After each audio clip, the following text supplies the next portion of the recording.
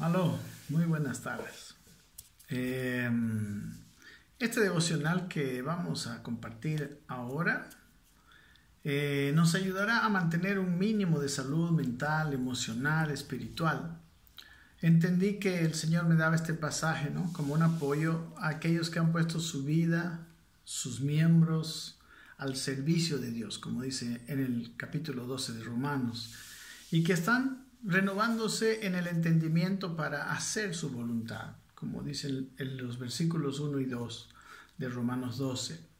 Está en el contexto de una vida y un servicio cristiano fruto de la obra de Dios hecha en el corazón y ha sido creída y aceptada por nosotros.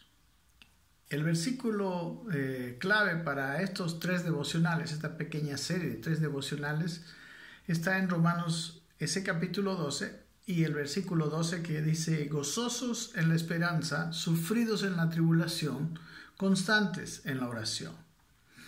La primera parte de estas tres afirmaciones es la de gozosos en la esperanza. Gozosos en la esperanza significa que nuestro futuro no es negro. Significa que nosotros tenemos una mirada hacia adelante. Nuestra mirada hacia adelante debe ser una mirada llena de gozo y no de temor. Dice en el capítulo 60 de Isaías, en sus tres primeros versículos, dice: levántate y resplandece, porque ha venido tu luz y la gloria de Jehová ha nacido sobre ti. Porque he aquí que tinieblas cubrirán la tierra y oscuridad las naciones, mas sobre ti amanecerá Jehová y sobre ti será vista su gloria. Y andarán las naciones a tu luz y los reyes al resplandor de tu nacimiento. Y podemos seguir leyendo el capítulo 60 de Isaías y habla de las cosas que sucederían, para mí, proféticamente, de la iglesia, ¿no? Y sabemos que aunque las cosas no están bien, como dice en el primer versículo, en el segundo versículo, dice que tinieblas cubrirán la tierra y oscuridad a las naciones. Así que, como vemos las cosas externamente, y esto no podemos ignorarlo, no están bien en la tierra. Pero los hijos estamos en uno de los mejores tiempos, ¿no? La iglesia está entrando en uno de los mejores periodos de su historia. Y entonces podemos decir que hay gente en este estado actual de las cosas y de los desastres naturales, viendo todas las situaciones que están sucediendo, la moral, viendo las leyes, viendo la problemática, ¿no?, de las pandillas, la violencia, la inseguridad, y aún también, digamos, del panorama de la economía mundialmente hablando. Hay gente que está hablando de hacer maletas. Ya viene el Señor.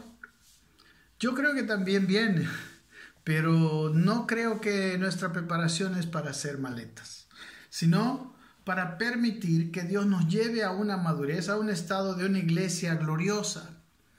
Tal como dice el libro de Efesios, en el capítulo 4, 11 al 5, habla de que la iglesia necesita llegar a la madurez.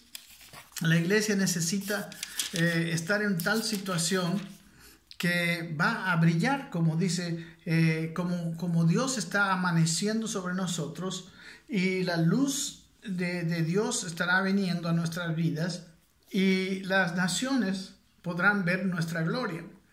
Pero la gloria de la iglesia es algo que todavía el mundo no ha visto. Pero nosotros miramos en el capítulo 5, del versículo 25 al 27, a un Jesús que no tiene una iglesia, digamos, con una medida baja, con una medida barata. Dios tiene a la iglesia con una medida alta. Dice la Biblia que Él, cuando habla a los maridos, dice: amad a vuestras mujeres, así como Cristo amó a la iglesia y se entregó a sí mismo por ella, para santificarla, habiéndola purificado en el lavamiento del agua por la palabra, a fin de presentársela a sí mismo una iglesia gloriosa, que no tuviese mancha, ni arruga, ni cosa semejante, sino que fuese santa y sin mancha. Lo que está haciendo hoy el Señor Jesucristo con su iglesia está lavándola por la palabra, está purificándola, está trayendo revelación, de tal manera que la iglesia llegue a ser una iglesia gloriosa, una iglesia que pueda tener aquella gloria de Dios que el mundo va a envidiar, el mundo la necesita, el mundo va a estar contento viendo una iglesia que está reflejando no solamente la gloria de Dios. Necesitamos quizás tener un entendimiento de lo que es la gloria, pero la gloria conlleva soluciones para este mundo.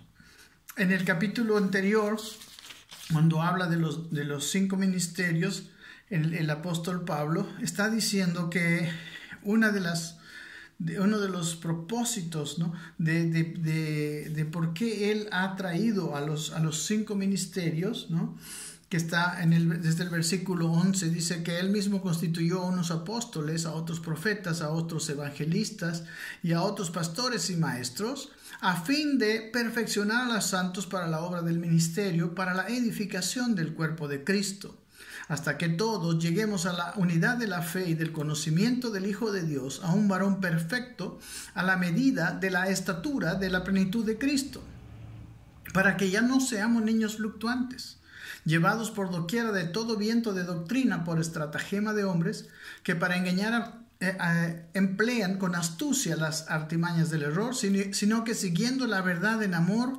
crezcamos en todo en aquel que es la cabeza, esto es Cristo.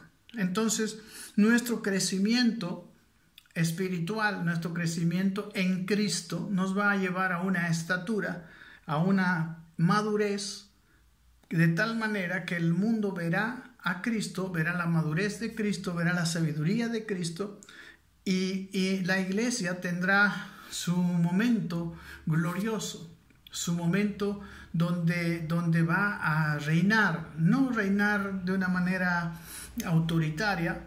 El reinado de la iglesia va a ser un reinado por servicio. El mundo va a empezar a escuchar a la iglesia. Cuestiones que no hemos estado viendo hasta aquí. Así que la primera parte donde dice que debemos estar gozosos en la esperanza, nos muestra que de verdad nuestros ojos deben mirar el futuro con gozo. Hay una esperanza gloriosa, hay una esperanza gozosa, pero obviamente no nuestra preparación, como muchos dicen, no debe ser para irnos con el Señor. Nuestras maletas no las estamos alistando maletas para irnos con Él. Estamos mirando nuestra vida, mirando nuestro interior, trabajando con Dios, permitiéndole a Él que Él vaya a formar en nosotros el carácter de Cristo. En el libro de Hebreos, el capítulo 11, dice dónde deben estar puestos nuestros ojos. Puestos nuestros ojos en Jesús. Entonces, Él dice que para que este capítulo 12 de Hebreos está después el capítulo de los héroes de la fe, Hebreos 11. En ese capítulo de los héroes de la fe vemos a hombres del Antiguo Testamento, en el Antiguo Pacto, haciendo grandes milagros y maravillas a través de la fe que ellos tuvieron en Dios. Y Dios pudo usarlos para mostrar, manifestar externamente la gloria, en la medida de gloria por lo menos que hubo en aquel tiempo. Entonces, en el capítulo 12 dice que nosotros debemos estar con nuestros ojos puestos en Jesús. Y dice que Él es el autor y consumador de nuestra fe. Así que cuando nosotros, en vez de estar queriendo escapar, mirando la situación, nuestros ojos deben estar en Jesús para ser conformados a su imagen, porque las naciones, aunque están en tinieblas, van a empezar a buscar la luz. porque las tinieblas nos llevan siempre a un estado peor. Y la situación se va a ir poniendo cada vez más caótica, externamente hablando, pero ellos van a estar necesitando. Hoy en día, yo creo que, por ejemplo, en nuestro país, si la gente tuviera la certeza de que una persona o un partido político sería completamente honesto, completamente con buenas intenciones de servir, me imagino que ellos votarían por nosotros, votarían por ese partido. Yo ni pienso estar en la política. Pero la palabra de Dios dice que nuestros ojos deben estar en Jesús. Como dice en la segunda carta a los Corintios, capítulo 3, versículo 18, dice: por tanto, nosotros todos, mirando a cara descubierta como en un espejo la gloria del Señor, somos transformados de gloria en gloria en la misma imagen como por el Espíritu del Señor.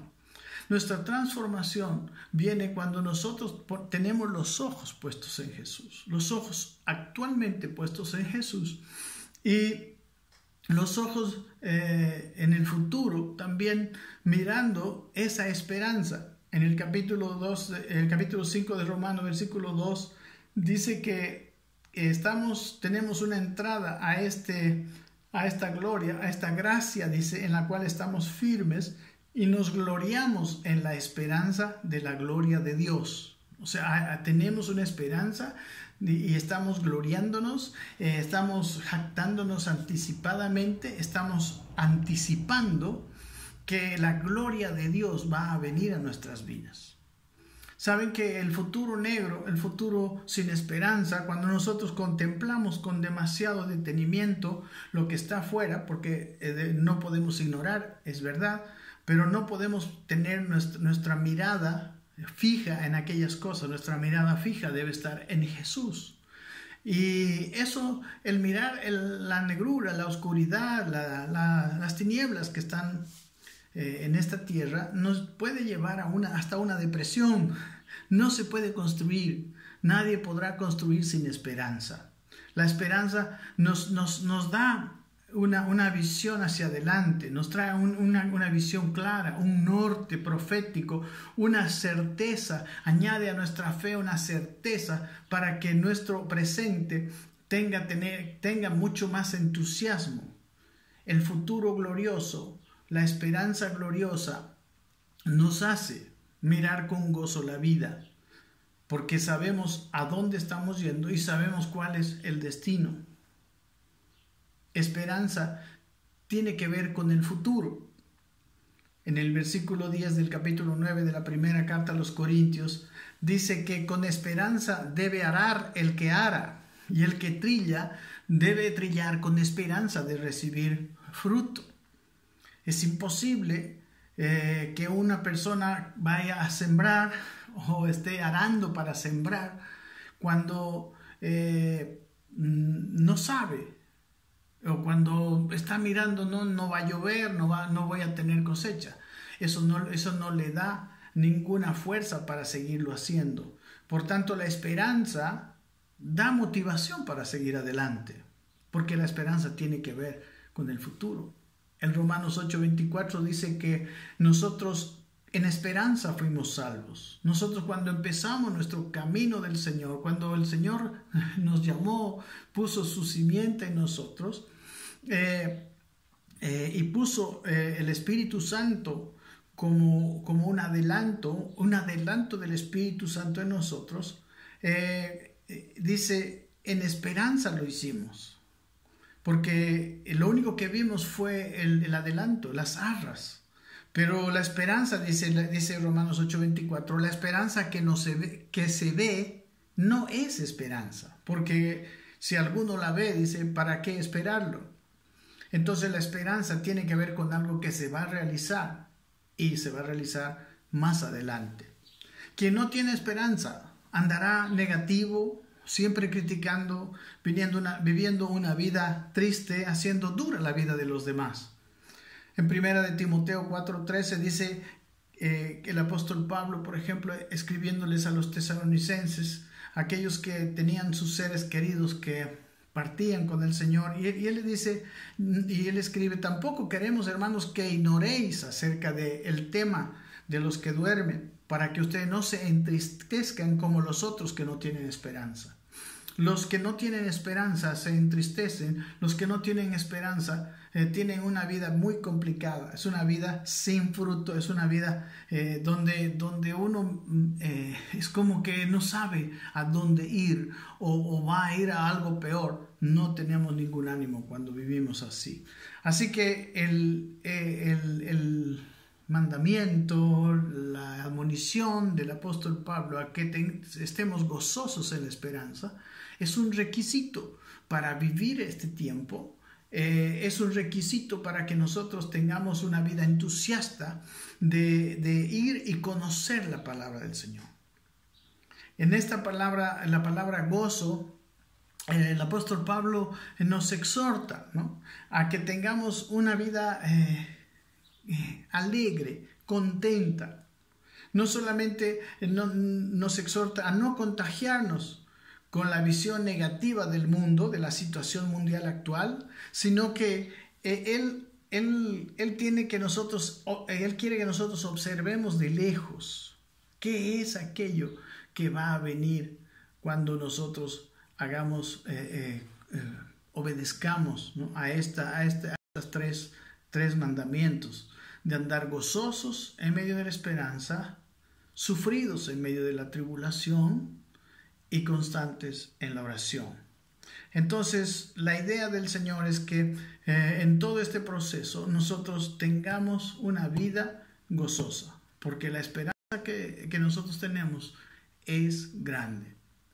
Esta es la primera parte de este pequeño devocional. Seguiremos con la segunda parte, sufridos en la tribulación. Bendiciones.